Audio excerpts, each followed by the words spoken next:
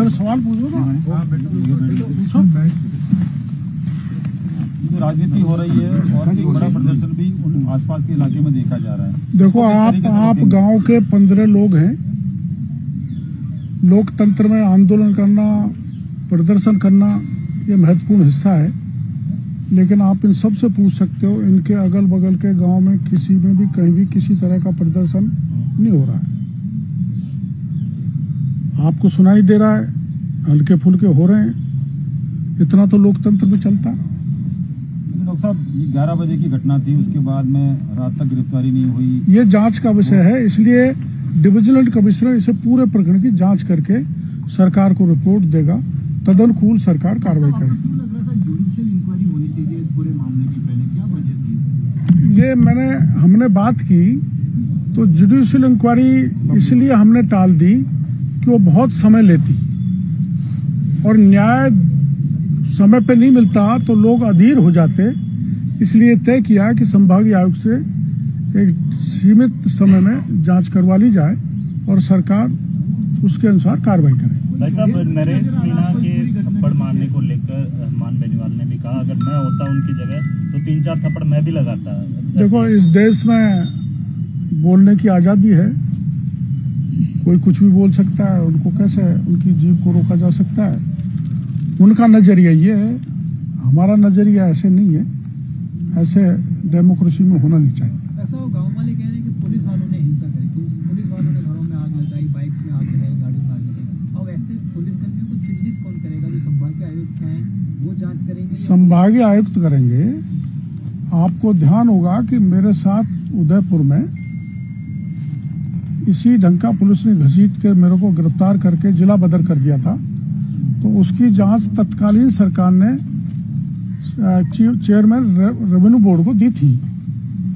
इसलिए जल्दी कार्रवाई हो जाए, उस दृष्टि से हमने खुद ने तीनों मंत्रियों ने तय किया है कि बजाय जुडिशियल इंक्वायरी के संभागीय आयुक्त स्तर का सीनियर अफसर इसमें जांच करे। चुनाव आयोग को कोई शिकायत की जाएगी? चुनाव आयोग एक तरफा क्यों? क्योंकि दोषी कोई भी वो, सब पर कार्रवाई होनी चाहिए। नरेश मीणा हो, उसके समर्थकों या फिर प्रशासन के लोग, ये तो सरकार का मुद्दा है, लेकिन अगर देखा जाए तो ये दो समाजों का मुद्दा बन के रह गया। नहीं, कहीं कोई समाज का नहीं है।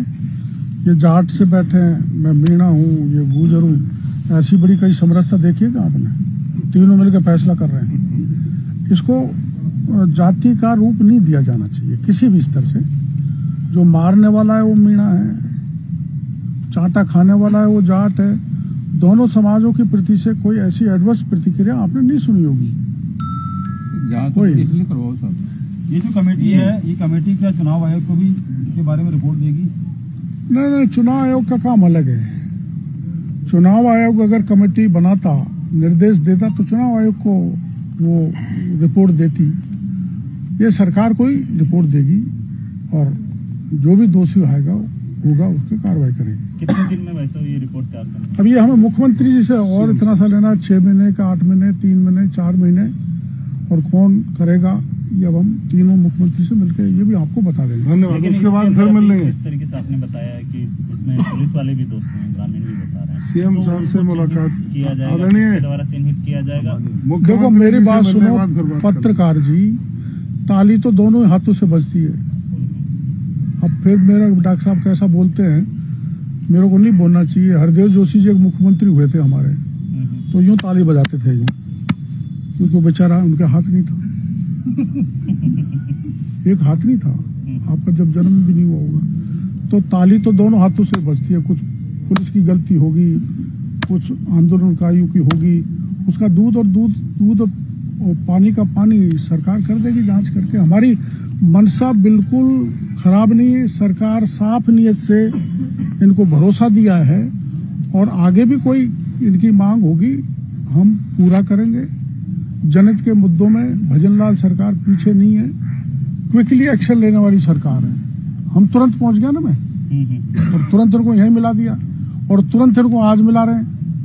तो जनता का संतुष्ट करने का तरीका यही है।